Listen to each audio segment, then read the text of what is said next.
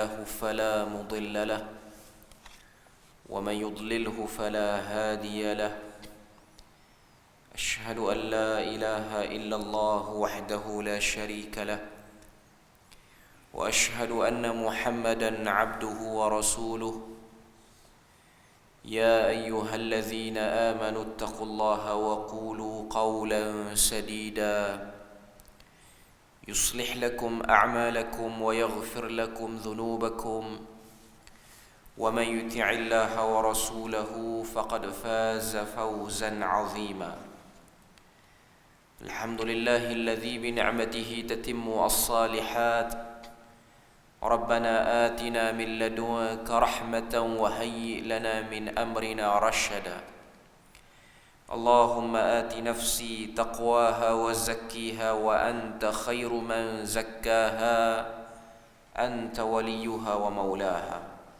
Alhamdulillah, syukur pada Allah Azza wa Jal kerana dengan rahmat dan juga limpah kurnia yang Allah Ta'ala berikan, dapat kita bersama pada pagi yang mulia ni menyambung perbahasan daripada risalah 40 hadis teguran Rasulullah sallallahu alaihi wasallam kepada umat. Dan kita pada hadis yang ke-13, iaitu hadis yang diriwayatkan daripada Al-Imam Al-Bukhari daripada Anas bin Malik radhiyallahu anhu, yang mana dalam hadis ni kata Anas bin Malik, anna nafaran min ashabin Nabi sallallahu alaihi wasallam, sekumpulan. Nafaran maksud dia sekumpulan, yang dalam kumpulan tu bilangan dia antara 3 ke 10 orang. Itu nafar dalam bahasa Arab. Kata Anas, anna nafaran min ashabin Nabi, sekumpulan daripada sahabat Nabi, sa'alu azwajan Nabi sallallahu alaihi wasallam an amalihi fis sir. Sekumpulan sahabat Nabi pergi tanya isteri-isteri Nabi berkenaan dengan amalan yang Nabi suka buat bila mana waktu malam. As-sir dalam bahasa Arab maksud dia rahsia, tapi merujuk kepada maksud sebenar ialah apa yang dilakukan oleh Nabi bila mana berada pada waktu malam, iaitu selepas daripada salat Isyak. Apa kebiasaan yang Nabi buat? Sahabat-sahabat Nabi pergi tanya isteri Nabi, sebab mereka ni lah orang yang paling tahu, kumpulan yang paling tahu Nabi buat apa. Selain pada tu, tunjuk pada kita Nabi ni selesai daripada salat Isyak, Nabi tak pergi ke lain, Nabi balik rumah. Semalam kita dah sebut tentang hadis berkenaan dengan larangan berjaga malam, melakukan perkara-perkara yang tidak bermanfaat. Itu ada dalam hadis yang diriwayatkan oleh Al-Imam Al-Bukhari. Jadi sahabat-sahabat Nabi pergi tanya isteri Nabi, Nabi ni duk buat apa bila mana waktu malam? Faqala ba'duhum, berkata sebahagian daripada isteri Nabi. Tak sebut isteri Nabi yang mana jawab. Bukan. Qala ba'duhum, kata sebahagian pada sahabat Nabi, bukan jawapan pada isteri Nabi ni. Faqala ba'duhum dalam hadis ni maksudnya ialah jawapan ataupun perbualan sebahagian daripada sahabat Nabi yang tanya soalan kepada isteri Nabi ni. Mereka ni duk berbual, antara topik perbualan dia orang, salah seorangnya keluarkan satu topik, iaitu la atazawwajun nisa, aku ni berazam untuk tidak berkahwin dengan mana-mana perempuan. Maknanya dia pilih untuk hidup membujang. Maksud tak mau kahwin ni maknanya nak hidup bujang sebab dia faham dan dia nampak dengan kefahaman dia sendiri, bujang itu lebih mudah untuk fokus, terutamanya dalam ibadah. Okay. Itu yang pertama. Ini sahabat Nabi yang first kata. Wa qala ba'duhum, lalu kata seorang lagi, buka topik lain, buka isu lain, la akulu al-lahm, aku tidak akan makan daging. Tidak akan makan daging sini dua maksud. Pertama, tak makan daging betul, iaitu daging, apa-apa daging. Daging ayam ke, daging lembu ke, daging kambing ke, ataupun daging unta. Itu yang pertama. Yang kedua, tidak akan makan daging dengan maksud tidak akan makan makanan yang sedap, ataupun makanan yang bila mana nak makan tu dia ambil masa lama untuk boleh masak benda tu. Nak makan benda cepat dan ringkas.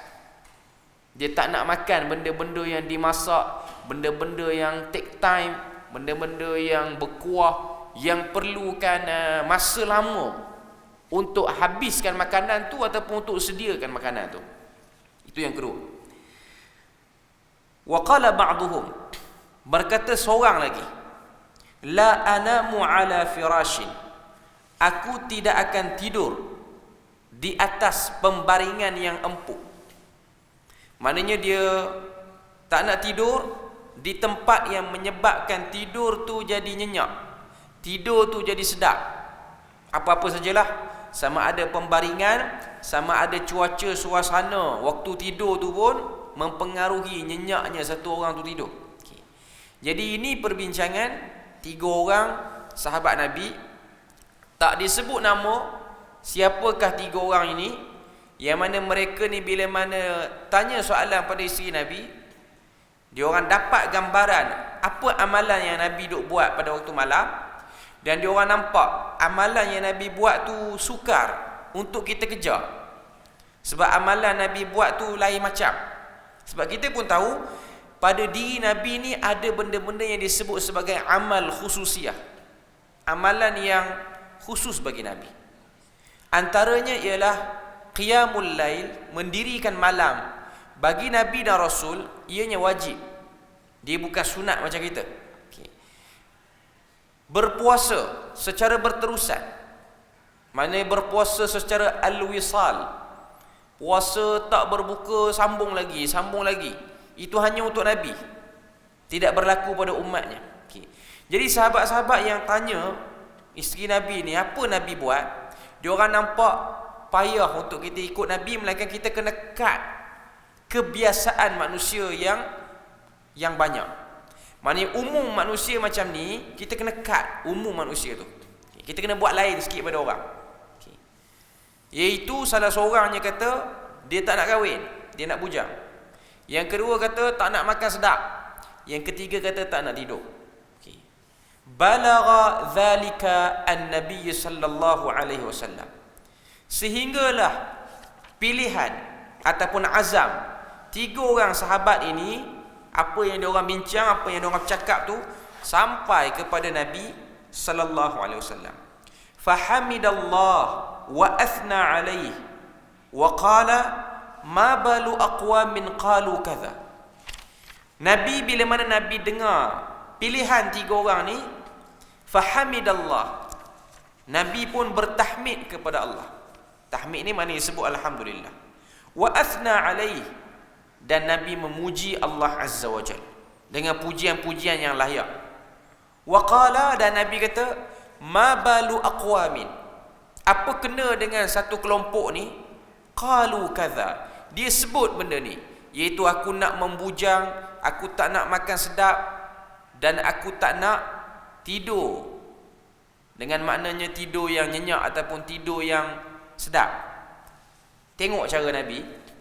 Nabi bila mana dia dengar benda-benda yang tak berapa sedap didengari, maknanya daripada tabiat manusia, sama ada bercakap benda-benda yang over, melampau, berhulu, ataupun benda-benda yang buruk, Nabi tak akan mention nama orang.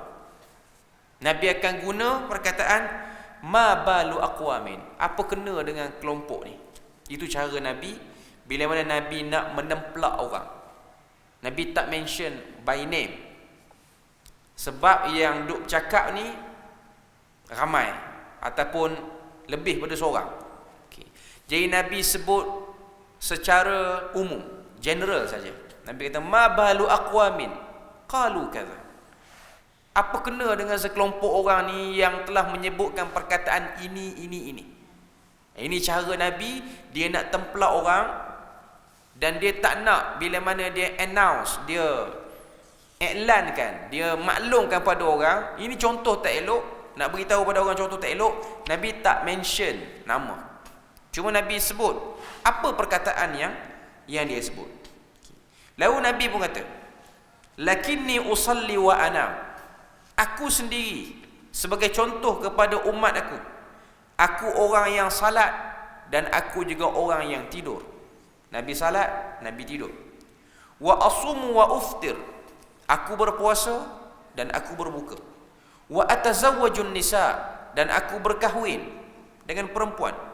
Faman raghiba an sunnati, barang siapa yang mengasingkan diri daripada kebiasaan yang aku duk buat ni, falaisa minni, dia bukan dan terkeluar daripada kelompok ini. Hadis ni min babit tahzir.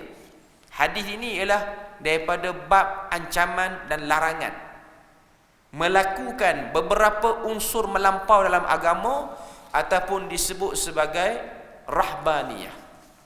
Rahbaniyah orang Melayu akan terjemah dengan pertapaan. Maknanya buat satu benda mengasingkan diri jauh daripada orang dengan tujuan untuk mendekatkan diri kepada Allah Azza wa Jalla. Dalam hadis yang diriwayatkan oleh Al-Imam Al-Hakim dalam kitab dia Mustadrak, Nabi pernah sebut, Nabi kata, wala takunu karahbaniyatin nasara. Janganlah kamu menjadi seperti orang-orang Kristian yang melakukan pertapaan di gereja dia ataupun di tempat ibadah dia.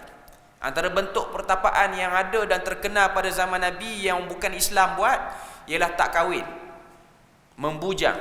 Itu kebiasaan kepada golongan Kristian. Jadi Nabi sebut, wala takunu karahbaniyatin nasara. Jangan ikut cara betapa bagi orang-orang Kristian. Masuk dalam masyarakat Melayu, pertapaan bukan benda yang asing. Sebab apa? Sebab pertapaan itu ada unsur yang dekat dengan bangsa ini. Kita pun tahu, sebelum orang Melayu kita ni terima Islam, kita pun menganut agama-agama lain. Nenek moyang kita ni menganut agama lain. Dan dalam agama-agama sebelum datangnya Islam itu, ada unsur pertapaan ataupun rahbaniyah. Kita tahu dari segi susu galus sejarah, orang Melayu kita ni ada animisme, ada dinamisme, ada Hindu, ada Buddha. Terutamanya pada dua agama ini, iaitu Hindu dan Buddha, ada unsur pertapaan dan ada unsur-unsur yang disebut sebagai batin ataupun kita sebut sebagai kebatinan, untuk menguatkan tenaga dalam bagi diri satu orang tu. Maka dia perlu melalui beberapa proses yang menyerupai pertapaan. Mereka mungkin kahwin, tapi mereka ada buat satu proses untuk mendapat sesuatu kelebihan. Mereka berpuasa daripada makan benda-benda yang berdarah, tak makan. Sebab dengan tujuan untuk lebih mendapat, orang kata apa, kekuatan untuk kawal tenaga dalam. Sebab tu ada dikenali dalam kalangan bangsa Melayu ni puasa mutih. Puasa mutih ni orang Melayu kita tak buat, tapi orang Melayu kawasan lain. Puasa mutih ni maksudnya makan benda-benda yang putih. Dia puasa dan dia tahan diri dia untuk tidak makan benda-benda yang warna lain melainkan warna putih. Maknanya dia akan makan nasi saja ataupun akan makan jagung saja, bertih jagung apa semua. Tapi kita sebut sebagai benda tu benda yang bersifat vegetarian. Okay. Siapa yang buat undang-undang ni? Dia sendiri. Kenapa dia buat undang-undang tu pada diri dia? Sebab dia rasa dengan tidak makan daging, ianya lebih mendatangkan kekhusyukan. Sebab tu dulu ada satu orang penceramah ni, dia sebut tentang mudarat makan daging secara berterusan. Tuan-tuan boleh carilah penceramah tu ada sebut. Penceramah tu pun dah aktif lagi sampai sekarang. Okay. Dia kata kalau orang tu makan daging secara berterusan sampai 40 hari, maka payah lekat keimanan dalam diri dia tu. Ini hanya sangkaan. Tidak datang daripada dalil yang kuat, bahkan tidak ada petunjuk daripada Nabi. Bahkan ada hadis Nabi melarang sahabat Nabi yang Blok diri dia tak makan daging dengan sebab yang tidak munasabah. Dia ada satu orang sahabat, kalau saya tak silap, Abu Musa Al-Ash'ari. Dia tak makan ayam dengan sebab haiwan tu ada beberapa benda kebiasaan dia menjijikkan di mata dia. Jadi Nabi tengok dia tak makan, Nabi kata makan, tidak ada apa-apa yang menghalang kamu, melainkan itu hanyalah sangkaan kamu, assumption semata-mata. Bukan Nabi paksa, cuma Nabi nak suruh nampak supaya orang tak nampak perbuatan Abu Musa Al-Ash'ari itu menjadi satu pegangan kepada kaum dia ataupun kabilah dia. Sebab Abu Musa Al-Ash'ari ia satu orang tokoh juga dalam kabilah Al-Ash'ariyin itu sendiri, Al-Ash'ariyin. Sebab Nabi ni pernah puji Al-Ash'ari ni, iaitu satu kabilah yang terkenal di kalangan para sahabat ni, dan mereka ni memang ada kecenderungan yang tinggi terhadap ilmu. Cuma nak katanya, menghalang diri makan dengan kepercayaan yang tak jelas, itu bukan daripada agama. Kalau satu orang tu dia tak makan kerana nasihat pakar kesihatan, kerana dia makan ada mudarat pada kesihatan, itu tak apa. Tapi dia tak makan kerana kepercayaan ataupun untuk mendekatkan diri pada Allah Azza wa Jalla. Jadi berdasarkan hadis yang disebut tadi, Nabi buat satu penegasan. Nabi kata, faman raghiba an sunnati, barang siapa yang pelik daripada kebiasaan kita, pelik dengan ada kepercayaan yang datang daripada sangkaan. Sebab 3 orang sahabat ni, yang pertama kata tak nak kahwin, nak membujang, yang kedua kata tak nak makan makanan-makanan yang berdarah ataupun sedap, yang ketiga tak mau tidur. Mereka pilih untuk buat benda ni atas sangkaan sendiri yang menyangka dengan perbuatan itu lebih mendekatkan diri kepada Allah. Dan itu tak pernah disebut oleh Nabi, bahkan dibangkang oleh Nabi. Tak dinafikan bahawasanya boleh jadi pilihan-pilihan para sahabat itu mungkin relevan bagi setengah orang. Sebab tu kita tengok ada sebahagian para ulama, mereka membujang, tapi mereka tidak mengatakan berkahwin itu tak boleh. Mereka pilih dengan situasi zaman itu. Sebab tu ada satu orang tokoh, nama dia Syekh Abdul Fattah Abu Ghuddah, dah meninggal lah pun, daripada Syam ataupun Syria. Dia ada tulis satu kitab, nama dia Ulama'ul Uzzab alladhi atharu 'alal ilm. Ulama-ulama yang membujang kerana terkesan terhadap ilmu. Tajuk tu orang baca tak habis. Jadi orang nampak orang-orang yang kata apa, yang pilih untuk hidup membujang tanpa sebab yang relevan. Jumpa kitab tu seronok, tapi kena tahu kitab tu menghimpunkan ulama yang membujang kerana ilmu, kerana keperluan dia pada masyarakat. Lalu didatangkan beberapa orang ulama daripada zaman awal sampai mutaakhir yang pilih untuk membujang kerana kesibukan dengan ilmu, dan boleh jadi juga dia orang membujang kerana tak ada peluang pun nak kahwin. Antaranya lah Al-Imam At-Tabari, antaranya ialah Al-Imam An-Nawawi, antaranya ialah Syekhul Islam Ibn Taymiyah. Mereka-mereka ini tak kahwin bukan kerana mereka anti kepada perempuan, bukan. Tapi keperluan, keadaan zaman pada waktu itu tidak memungkinkan untuk mereka berkahwin. Bahkan mereka melihat kalau mereka kahwin, mereka akan berlaku penafian hak ataupun zalim, dengan sebab tak boleh beri semua benda yang sepatutnya diberikan oleh satu orang suami kepada isterinya. Jadi dia orang pilih, dan dia orang memang kejap di atas kesibukan ilmu tu. Dia bukan perasan diri sibuk ilmu tapi tak sibuk pun. Yang itu zaman sekarang. Ada orang muda dia fikir, saya tak nak kahwin sebab saya nak fokus benda ni. Kita tengok dia tak fokus pun benda tu. Dia cuma tumpang saja alasan itu untuk menutup bahawasanya dia tak nak kahwin. Bahkan lebih teruk lagi, dia minat jantina lain pun sebenarnya. Dia minat sama jenis dia, tapi dia tutup diri dia dengan macam tu. Pun boleh jadi pada zaman sekarang. Okey. Cuma nak katanya, Syekh Abdul Fattah Abu Ghuddah, mukaddimah dia, dia tak kata dia setuju dengan perbuatan para ulama yang membujang. Cuma dia nak kata ada keadaan sebahagian orang dia ada sebab. Macam sebahagian sahabat Nabi ni, Nabi nak blok supaya dia tak jadi satu kaedah. Nak sibuk beribadah, nak sibuk dengan ilmu, mesti tak kahwin. Nabi tak nak benda tu menjadi kaedah. Ada orang dia perlu, dan kita nampak keperluan dia jelas. Macam Imam An-Nawawi, macam Syekhul Islam Ibn Taymiyah. Sebahagian para ulama sebut Imam An-Nawawi ada riwayat dia kahwin tapi dia ceraikan, tapi riwayat itu tak kuat. Okay. Yang pasti yang masyhur dalam sirah zatiah dia tak kahwin. Yang pertama dengan sebab perjalanan menuntut ilmu dia panjang, yang kedua dengan sebab umur dia pun tak panjang. Kalau umur dia panjang, ada orang membuat possibility dia akan kahwin. Yang kedua ialah Syekhul Islam Ibn Taymiyah, antara sebab dia tak kahwin sebab dia duduk di penjara lama. Tidak mungkin kan untuk dia berkahwin. Itu possibility yang dibuat oleh para ulama untuk menutup bahawasanya mereka tidak anti pada perkahwinan. Sebab macam Imam An-Nawawi, walaupun dia tak kahwin, dia syarah matan Al-Majmu' oleh Asy-Syirazi. Ini matan dalam fiqh Syafi'i.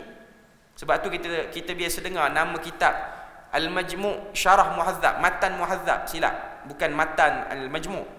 Matan Al-Muhadzab yang disyarahkan oleh Al-Imam An-Nawawi, nama dia Al-Majmu' Syarah Muhadzab. Muhadzab tu Imam Syirazi tulis, Al-Majmu' tu Imam Nawawi tulis, tapi tak sempat siap. Disiapkan oleh orang lain selepas pada tu, Tajuddin As-Subki, dan yang terakhir ialah Najib Al-Muti'i, salah seorang ulama daripada Azhar. Maknanya fasa untuk siap kitab tu terlalu lama. Cuma kalau kita tengok, antara yang sempat disiapkan oleh Al-Imam An-Nawawi dalam syarah Al-Muhadzab ini ialah bab berkaitan dengan munakahat, nikah kahwin. Imam An-Nawawi walaupun dia tak kahwin, tapi dia memperbahaskan, dia bahas hukum kahwin tu macam dia ada experience kahwin. Maknanya memang betul dia sibuk dengan ilmu. Memang betul dia sangat sibuk dengan ilmu. Okey. Sebab tu saya sebut tadi, ada orang keperluan dia tu relevan, tapi dia tak boleh jadikan satu kaedah terus.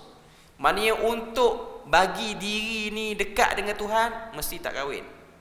Sedangkan ramai orang-orang saleh, bahkan para nabi, berkahwin. Jadi itu satu benda yang kita kena sedar. Okay. Dan pada dua isu lagi, iaitu isu berkenaan dengan makan benda yang sedap dan juga tidur pun sama. Hakikatnya ketiga-tiga perkara ni, berkahwin, makan dan tidur, ialah keperluan yang kita sebut sebagai fisiologi kepada manusia. Maknanya keperluan paling asas. Dia hampir kepada keperluan makan dan minum dan juga bernafas yang utama untuk manusia. Okay. Jadi pilihan-pilihan yang dibuat oleh para sahabat ini, Nabi blok awal-awal, tujuan dia adalah untuk tidak menjadi satu kaedah umum yang akan dibawa oleh orang lepas pada tu sampailah kepada zaman sekarang sebagai alasan untuk memundurkan diri daripada kebanyakan orang. Sebab kalau tengok, antara keburukan mengambil sifat seperti ini, tak nak kahwin, tak nak makan, tak nak tidur, okay, keseimbangan emosi akan celaru. Sebab manusia perlukan kepada tiga unsur ini.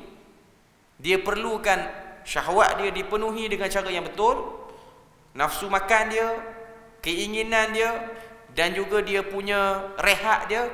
Ini ialah benda-benda utama yang perlu ada pada manusia. Tak dapat dinafikan. Walaupun ada orang yang memang dia okey kalau dia kurang pada mana-mana satu keperluan tu.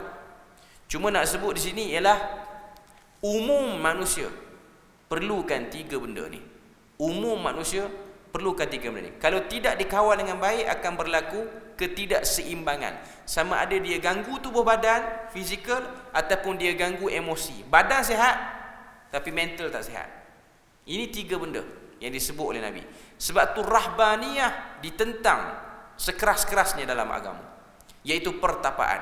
Sebab semua benda ni blok kita daripada berpijak di bumi yang nyata. Dan pihak penjajah yang datang ke negara-negara tertentu, mereka sangat suka dengan wujudnya kumpulan macam ni. Sebab kumpulan macam ni memundurkan kesedaran untuk memajukan diri. Agama Islam ialah agama yang memajukan diri. Pertapaan yang ada dalam agama ni ialah kamu bangun malam, kamu mendirikan salat, kamu qiyamul lail by individu, tak perlu masuk bukit mana, tak perlu buat ruang suluk apa pun tak perlu. Kamu duduk di masjid, kamu duduk di rumah kamu, tempat ibadat kamu, kamu beribadah. Itu bahagian daripada menyendiri yang ada dalam Islam. Tapi yang nak kena puasa, yang tak nak makan benda berdarah, yang nak kena naik bukit, yang tak nak kena cahaya matahari, itu tambah-tambah, itu sangka-sangka yang ada dalam agama, yang mengubah wajah agama, mengubah faham orang yang belum faham agama dengan betul, sehingga melihat rangka agama tu terlalu payah, rangka agama tu terlalu rumit. Tapi tidak seperti itu. Okay. Kalau kita tengok apa yang cuba dibawakan oleh penulis hafizahullah taala disebut, dia kata Allah Azza wa Jal tidak menjadikan syariat ini untuk menyusahkan hamba-Nya. Dalam Al-Quran surah Taha ayat 2 dan 3, Allah Taala sebut, "Ma anzalna 'alaikal Qur'ana litashqa illa tadhkiratan liman yakhsha." Kami tidak menurunkan Al-Quran ini kepadamu agar menjadi susah, tetapi sebagai peringatan bagi orang-orang yang takut kepada Allah. Ayat yang kedua surah Taha, Tuhan kata ma anzalna, tidak diturunkan Quran, maknanya Quran beserta ajarannya, beserta segala isi yang ada dalamnya, litashqa, untuk bagi nampak berat, bagi nampak payah. Saya nak sebut sini bahawasanya orang yang ambil position untuk jadi rahbaniyah, pertapaan ini, mereka kebiasaannya ada masalah pada diri sendiri. Sebab mereka dah letak satu sempadan, bergaul dengan orang menyusahkan, bergaul dengan orang ni merumitkan. Dia tak nak bertembung dengan birokrasi, tak nak menghadap kerana orang yang berbagai-bagai, tak nak hadap sikap orang yang acuh tak acuh, sikap manusia ni berbagai-bagai. Manusia ni dia lahir dengan berbagai karakter. Tambah-tambah satu orang tu dia punya kebiasaan pekerjaan dia, kebiasaan harian dia kena deal dengan banyak orang, maka dia akan boleh tengok manusia ni berbagai karakter.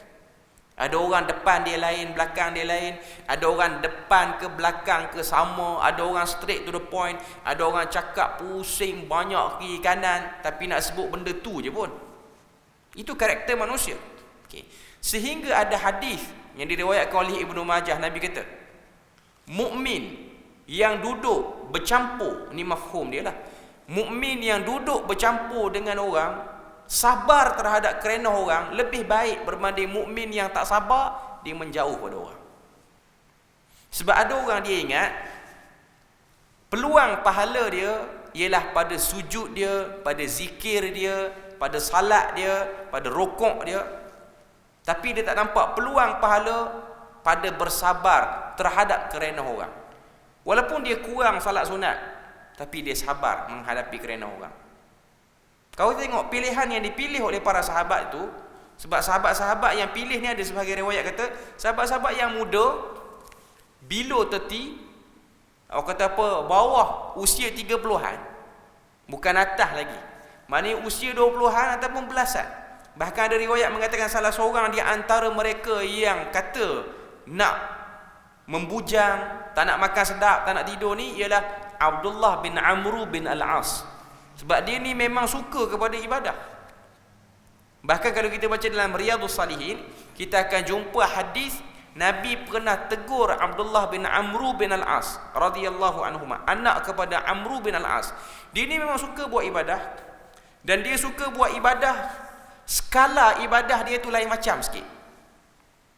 Ada satu riwayat dalam Riyadhus Salihin, Imam An-Nawawi ambil riwayat daripada orang lain.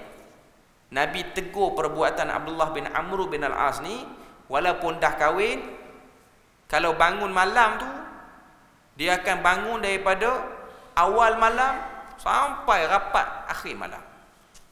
Sehingga dia tak tidur bersama dengan isteri dia. Dia tak menemani. Jadi benda tu stres kepada pasangan. Dan waktu siang, isteri dia nak masak, nak menggembirakan hati dia dengan menyediakan makanan kepada suaminya, dia pula pergi puasa siang hari, tak beritahu pada pasangan dia. Stres pada pasangan dia. Dan bila mana nak bincang, nak bercakap, nak buat sesi curahan hati, dia sibuk baca Quran sampai khatam sehari sekali. Itu perbuatan Abdullah bin Amr bin Al-As, sehingga Nabi tegur. Nabi kata, kalau kamu nak bangun malam, kamu bangun di akhir malam, jangan ambil semua, bagi sikit waktu. Dia kata, tak, aku rasa aku mampu buat lebih. Nabi kata, tengah malam sampai akhir, jangan start daripada awal malam, iaitu lepas isyak. Dan jangan minta lebih lagi. Nabi blok. Sebab orang macam ni dia memang, kalau tak blok, dia akan ambil banyak lagi. Lepas tu masuk isu puasa. Nabi kata, kalau kamu nak puasa, jangan puasa sampai tiap-tiap hari, kecuali hari-hari yang dilarang lah, iaitu 2 hari raya, hari tasyrik. Nabi kata, cukup puasa hari-hari putih sahaja. Dia kata, tak, sikit sangat. Nabi kata, hari putih plus Isnin Khamis. Tak, dia kata sikit sangat. Nabi kata, kalau kamu nak puasa, yang paling tinggi puasa Nabi Daud, sehari puasa, sehari tak puasa, cukup, jangan lebih pada tu. Lepas pada tu tentang isu baca Quran, Nabi kata yang elok, yang paling sederhana, sebulan sekali khatam. Dia kata tak. Nabi kata 2 minggu sekali khatam. Ma bainal jum'ataini khatmatun wahid. Di antara 2 Jumaat 1 kali khatam. Dia kata tak, sikit. Nabi kata ma baina jum'ah khatmah. Di antara Jumaat 1 khatam. Dia kata tak. Lalu Nabi kata 3 hari sekali khatam. Jangan lebih pada tu. Sebab tu ada manusia yang masih lagi mampu baca Quran sekali khatam, tapi biasanya dia dah merapu. Bukan merapu, baca Quran tu betul, otak dia tu tak boleh nak attach dah dengan ayat tu, dengan sebab dia nak kejar sehari khatam terus. Ada, memang saya jumpa pun orang-orang macam ni. Cuma Nabi kata, siapa yang baca Quran cepat sangat, kurang pada 3 hari, biasanya dia akan melelong kelahi. Dia mungkin dapat manfaat, tapi tidak optimum. Dia tidak dapat kebaikan maksimum. Nabi kata, jangan kurang daripada 3 hari sekali khatam. Cukup. Maknanya sehari 10 juzuk, cukup. Dia buat benda tu, dia pegang benda tu. Dalam masa yang sama, Nabi kata, beri hak kepada diri kamu, beri hak kepada isteri kamu, pasangan kamu, beri hak pada orang lain. Hak sosial ni nak kena ada. Bila mana dia dah berusia, dia rasa apa yang dia buat tu melampau. Itu Abdullah bin Amr bin Al-As, yang merupakan salah seorang, dikatakan dalam riwayat lain, riwayat Bukhari tak mention nama, riwayat-riwayat lain mengatakan salah seorang di antaranya ialah Abdullah bin Amr bin Al-As, yang memilih di antara 3 pilihan itu, sama ada tak kahwin, tak makan, ataupun tak tidur. Cuma nak katanya, tidak ada sikap pertapaan, tidak ada sikap rahbaniyah dalam Islam.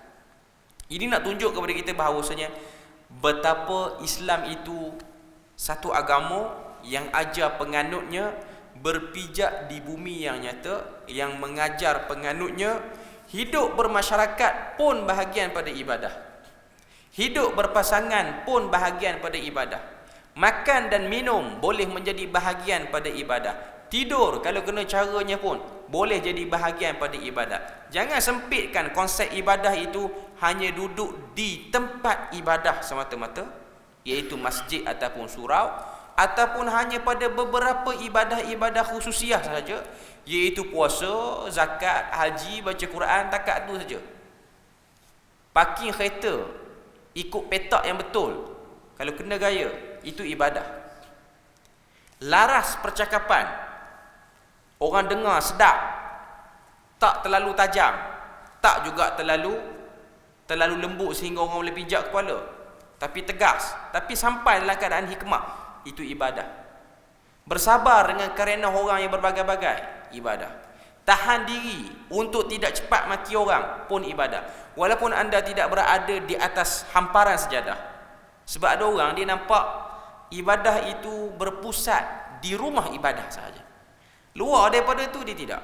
Sedangkan kita duk baca dalam suratul Fatihah, iyyaka na'budu wa iyyaka nasta'in, hanya kepada engkau kami sembah dan hanya kepada engkau kami mohon pertolongan. Perkataan na'budu itu, kami beribadah, di setiap tempat, di setiap kawasan kita beribadah pada Tuhan.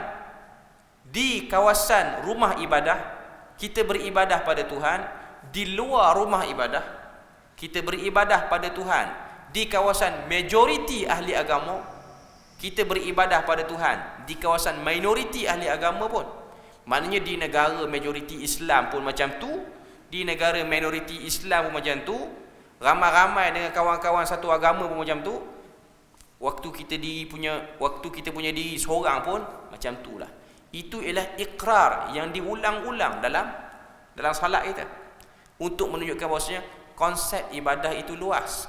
Sebab tu kita kena tahu, ini titik realistik antara hidup dan agama. Sebab tu kalau kita tengok, antara sebab orang silap faham terhadap agama ni, kita memenjarakan agama ni duduk dalam rumah ibadah semata-mata, sehingga kita terlupa untuk menampakkan wajah ibadah di luar daripada tu. Sedangkan di banyak tempat. Sebab tu kalau kita bincang tentang sunnah Nabi, keseluruhan sunnah Nabi itu bermula daripada bangun tidur sampai tidur balik. Macam mana Nabi berurusan dengan kenderaan dia, macam mana Nabi berurusan dengan isterinya, macam mana Nabi berurusan dengan orang bawahan, orang atasan. Itu semua ibadah kalau kita nampak. Tapi apa yang dilakukan oleh para sahabat ni ialah ijtihad dia orang.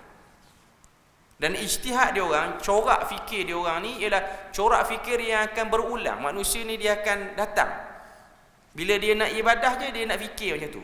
Sebab tu kita akan tengok ada sebahagian orang, dia nak beribadah bukan setakat dia nak ke arah pertapaan, bahkan dia cuba untuk jadikan dalam ibadah tu ada satu pakaian yang khusus dalam ibadah. Sebab tu masyarakat kita, sebahagian orang Melayu kita, bila mana dia nak salat, kalau lelaki dia nak dengan kain pelekat, dengan seluar dia tak apa nak pergi. Padahal tak ada isu pun, dia boleh salat dengan seluar dia. Dia rasa yakin kalau dia salat, dia sarung pakai kain sarung. Dia tak rasa seluar yang dia pakai tu bersih. Kan ada orang macam tu, dia pergi musafir mana-mana, dia nak kena tukar pakai kain. Dengan seluar dia tak jalan. Kalau dia terlupa bawa kain, dia tengok dekat penyangkut baju masjid tu ada tak kain pelekat mana-mana, dia pakai. Dia lebih yakin kain pelekat yang diwakaf di masjid tu lebih bersih berbanding seluar dia. Padahal pergi dekat, bau pun semacam, tapi yakin yang tu lagi. Ada orang dia sempitkan macam tu. Sama juga yang perempuan pun, dia nak salat, dia nak kena telekung. Tak telekung dia rasa macam tak beragama, ataupun rasa macam kurang. Dia punya possibility kutip pahala tu macam kurang. Dia rasa kurang. Kita taklah suruh terlalu terbuka sangat. Ataupun nak kena salat tu nak kena pakai lebay, nak kena ada kepiah apa semua, nak kena tutup kepala. Okey. Walaupun kita tak nafikan, bahagian pakaian itu ialah bahagian yang memang dititik beratkan oleh Nabi. Tapi ia tak boleh disempitkan seperti itu. Sebab tu kita akan tengok sebahagian orang dia nak kena pakai kepiah. Bila mana dia salat, dia nak kena pakai kepiah. Baju tak pakai pun tak apa. Kepiah pakai, kain pelekat pakai, tutup pusat, salat. Sedangkan dalam mazhab Syafi'i, tutup atas ni kena tutup, kepala tak tutup tak apa. Kalau nak bercakap atas nama mazhab lah. Okay. Di sisi mazhab ni, mazhab Syafi'i, kita tak boleh buka ni orang lelaki ni waktu salat. Sebab tu orang-orang yang pergi buat haji, buat umrah, dia dah habis dah tawaf yang 3 kali pusingan pertama tu disunatkan untuk kita ni itibak, iaitu buka bahu. Waktu kita salat, tutup balik. Ada orang dia tak tahu, dia buka. Tak boleh buka yang tu. Kebanyakan mazhab mengatakan waktu salat Nabi angkat ridak tu menutup kedua bahunya. Tapi ada orang dia buka juga. Okay. Sebab dia rasa itu ialah bahagian daripada agama. Sebab apa? Sebab tak tahu. Tak sampai maklumat pada dia. Okay. Cuma saya nak katanya ada orang dia dalam ibadah dia kecilkan circle dia seperti itu. Sebab tu Islam dia tak datang dengan promok pakaian, tak datang dengan promok benda-benda macam ni. Tapi dia datang dengan memberi tata cara hidup. Okay. Kamu nak hidup elok, kamu nak ibadah cara betul, okay, ni tata cara dia. Nak pakai warna apa silakan. Nak buat dengan cara apa silakan. Tak ada masalah. Selama mana kamu tidak melanggar apa yang disebutkan di dalam tata cara ataupun dalam Quran ataupun dalam hadis tu. Okay. Kita tengok apa lagi yang disebut sini.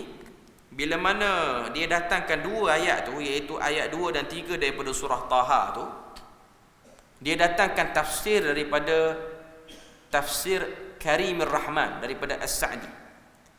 Bila mana Allah Ta'ala kata ma anzalna 'alaikal Qur'ana litashqa illa tadhkiratan liman yakhsha. Maksud diturunkan wahyu dan Al-Quran kepadamu serta ditetapkannya syariat bukanlah untuk membuat kamu sengsara. Maknanya mudahnya, bila mana kita nak buat apa-apa benda daripada agama, tiba-tiba rasa berat, rasa payah dengan sebab kaifiatnya, dengan sebab tata cara yang over, maka itu bukan pada agama. Tidak ada syariat yang memberatkan manusia dan yang tidak mampu mereka kerjakan. Wahyu Al-Quran dan syariat itu ditetapkan oleh Allah yang Maha Pengasih lagi Maha Penyayang. Allah Ta'ala menjadikan sebagai pengantar kepada kebahagiaan. Sepatutnya syariat itu menjadi pintu kepada kebahagiaan. Kata Syekh As-Sa'di, keberuntungan dan juga kemenangan Allah Ta'ala telah memudahkannya dengan semudah-mudahnya dan telah memudahkan seluruh jalan dan pintu-pintunya. Maknanya, bila mana kita berinteraksi dengan syariat, sepatutnya rasa ringan, bukan rasa berat. Hadis Nabi yang diriwayatkan daripada Abu Hurairah juga menyatakan, sesungguhnya agama itu sangat mudah dan tiada seseorang yang cuba mempersulitkan diri dalam agama ini, melainkan pasti ia akan kalah. Ini hadis yang diriwayatkan oleh Imam Bukhari. Agama ni mudah, Nabi kata, tidak ada orang yang nak menyusahkan agama, melainkan dia akan kalah. Kalah maksud dia apa? Agama tu nampak tak cerdik, orang pelekeh agama tu. Dengan sebab pilihan dia, dengan sebab apa yang dia buat luar pada agama, tapi dia nak tarik masuk dalam pakej agama. Macam kita sebut tadi lah.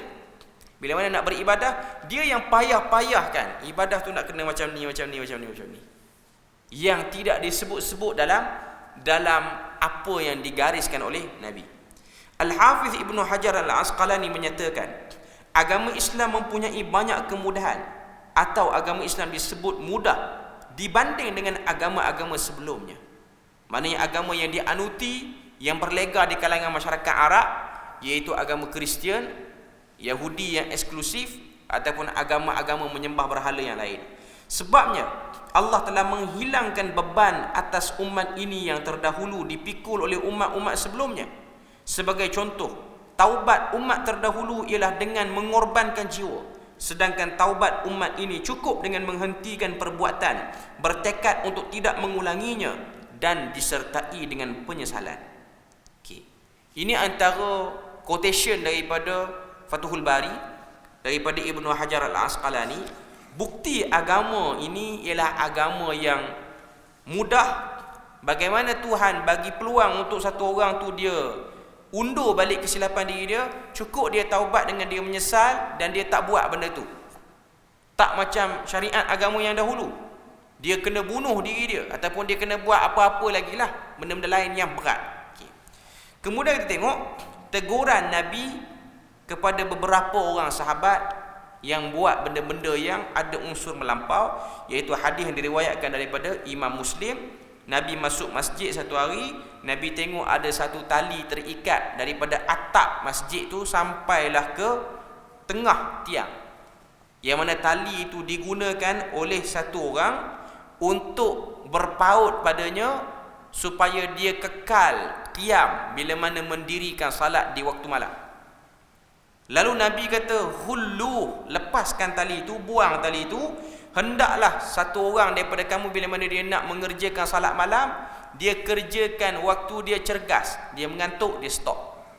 Dia tak perlu buat. Sebab waktu dia beribadah dalam keadaan dia penat, maka dia mungkin akan melakukan benda yang salah. Sebahagian hadis Nabi kata, boleh jadi dia memaki Tuhannya dalam keadaan dia rasa dia sedang beribadah kepada Allah Azza wa Jalla. Sebab apa yang dia sebut dia dah melalut dah. Boleh jadi apa yang dia sebut itu bukan lagi daripada lafaz ibadah, bukan lagi ucapan-ucapan yang betul, tapi ucapan-ucapan yang mengarut. Cuma nak sebutnya ialah Nabi sallallahu alaihi wasallam memperbetulkan. Cuma saya nak sebut sikitlah dalam hadis ni macam mana Nabi ni dia respon dengan orang yang dah beribadah. Orang tu kalau dia dah beribadah, dia tak betul, kena tegur. Tak ada pun seorang sahabat Nabi kata, Rasulullah sibuk lah duk cara dekat kami yang duk salat ni. Pergilah dekat orang kafir yang belum Islam tu. Ini kan gaya kita zaman sekarang. Kita zaman sekarang, bila mana ada orang yang alim, orang yang ada ilmu, tegur. Okey, ini ibadah macam ni, cara bercakap macam ni, huraian macam ni tak betul. Sebab mungkin huraian-huraian tu mengelirukan penceramah ke ustaz ke orang-orang agama ke, dia ada silap. Tegur. Ada orang dia kata duk sibuk duk tegur orang atas masjid. Tegurlah orang-orang yang duk tepi pantai tu, orang yang tak salat lagi. Sebenarnya kerja tu dua-dua berlaku. Cuma ada orang ni dia nak tolak, dia tak boleh terima orang tegur dia buat silap. Okay. Cuma nak kata sahabat Nabi dia tak guna pun cara macam tu. Dia kata, ya Rasulullah, sibuk dekat kami yang dah salat ni kenapa? Pergi dekat orang kafir yang kurang lagi tu, yang duk ramai lagi duk lawan kita tu, fokus yang tu dulu. Waktu ni pun, waktu Nabi di Madinah ni orang kafir duk ramai lagi. Okey, tapi dua-dua dibuatkan ataupun dua-dua berlaku, maknanya balance. Ini ialah dua benda yang kita kena sedar. Kemungkaran dan kesilapan dalam ibadah, kedua-duanya perlu diambil perhatian. Kedua-duanya perlu diberi perhatian. Ada orang dia nak ambil take position dia, dakwah dia kepada non-Muslim. Ada orang dia nak ambil take position dia ialah pada isu memperbetulkan silap faham masyarakat yang sudah Muslim. Kedua-dua ni memerlukan kerjasama, kedua-dua ni perlu bergerak. Tidak boleh kurang satu di antara yang lain.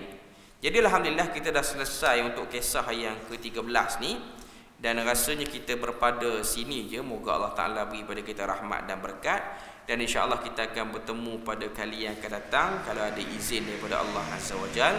Jadi kita berpada situ untuk pagi ini. Subhanakallahumma wa bihamdik, asyhadu an la ilaha illa anta wa astaghfiruka wa atubu ilaik. Wassalamualaikum warahmatullahi wabarakatuh.